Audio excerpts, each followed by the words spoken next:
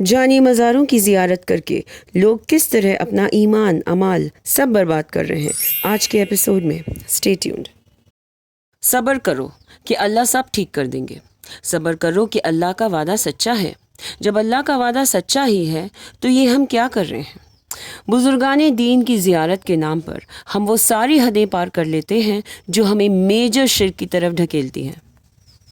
لوگ ان کی قبروں پہ دامی چادریں چڑھاتے، اس آنگن میں نمازیں ادا کرتے، تلاوتیں کرتے، وہاں قوالی ہوتی، شاعری کا کلام پڑھتے، ان سے اپنی دعائیں اللہ تعالیٰ تک پہنچانے کے لیے فرمائش کرتے اور کہیں کہیں تو قبروں کا طواف بھی کرتے۔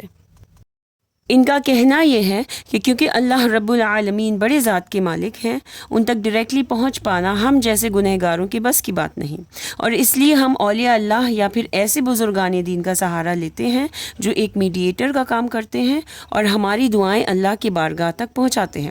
کیونکہ انہوں نے دین کا کام کیا سو اللہ کے زیادہ قریب ہیں اور اللہ ان کی پکار ہم سے زیادہ اور جلدی سنیں گے۔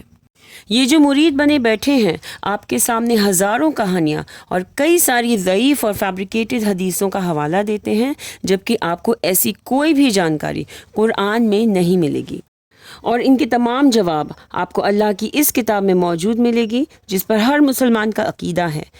ان کے کچھ دعوے یوں ہوتے ہیں کہ اللہ تک ہم ڈائریکٹلی نہیں پہنچ سکتے۔ سورہ اعراف میں اللہ فرماتے ہیں کہ اللہ تعالیٰ کے بہترین نام ہیں تو انہیں ان ناموں سے پکارو۔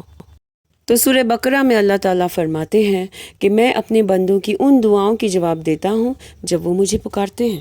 قرآن اور حدیثوں میں یہ کہیں مینشن نہیں ہے کہ ہم اللہ تعالیٰ تک ڈائریکٹلی نہیں پہنچ سکتے۔ وہ تو السمیع ہے، العلیم ہے، سب کچھ سنتے اور جانتے ہیں۔ وہ جو خود فرما رہے ہیں وقال ربکم ادعونی استجب لکم، کہ مجھے پکارو میں جواب دوں گا۔ ان کی رحمت یا برکت صرف کچھ لوگوں تک لمیٹڈ نہیں ہے، وہ تو تمام مخلوقات پر چھائی ہوئی ہے۔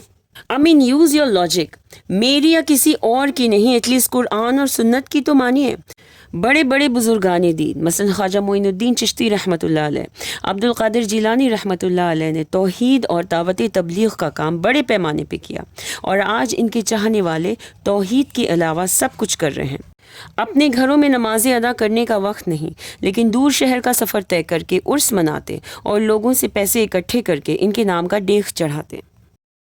رسول اللہ صلی اللہ علیہ وسلم قبروں کی زیارت کرتے، یہ دلیل ہوتی ہے ان کی مزار پرستی کو جائز ٹھہرانے کی۔ رسول اللہ صلی اللہ علیہ وسلم اور صحابہ قبروں پر جاتے لیکن وہاں نمازیں پڑھنے یا تلاوتیں کرنے نہیں۔ مسلم شریف کی اس حدیث کے مطابق حضرت عائشہ رضی اللہ عنہا فرماتی ہیں کہ رسول اللہ صلی اللہ علیہ وسلم نے فرمایا کہ قبروں پہ جایا کرو کہ وہ تمہیں آخرت کی یاد دلاتی ہے۔ ان کے علاوہ حضرت عائشہ رضی اللہ عنہا کی پوری حدیث موجود ہے جس میں انہوں نے السٹریشن دی کہ کس طرح نبی صلی اللہ علیہ وسلم بقی گئے اور وہاں جو گزر گئے اور خود اپنی آخرت کو یاد کر کے اللہ تعالیٰ سے دعائیں کی۔ اس کی تصدیق کرتی ہے مسلم کی ایک اور صحیح حدیث جس میں رسول اللہ صلی اللہ علیہ وسلم نے فرمایا کہ قبروں پہ نہ بیٹھو اور نہ ان کی طرف رخ کر کے نمازیں پڑھو۔ اگر مزار جانا واقعی میں سنت سے ثابت ہوتا تو رسول اللہ صلی اللہ علیہ وسلم اپنے سے قبل آئے پیغمبروں کی قبروں کی زیارت کرتے، جس کی دلیل کسی بھی حدیث سے ثابت نہیں۔ کیا یہ کافی نہیں کہ قرآن کی پہلی سورہ فاتحہ میں اللہ تعالیٰ فرماتے ہیں ایاک نعبد و ایاک نستعین، یہ آپ ہی ہیں جس کی عبادت ہم کرتے ہیں اور آپ ہی کو مدد کے لیے پکارتے ہیں۔ اس میں کوئی پیغمبر، کوئی اولیاء اللہ، کوئی شہداء، کوئی صابرین کا ذکر نہیں۔ یہ حرکتیں دین میں نئی ایجاد کی ہوئی باتیں ہیں جو صرف اپنے باپ دادا کی خواہشوں کو پوری کرنے کے لیے کرتے ہیں۔ ان کا دین اسلام سے کوئی تعلق نہیں۔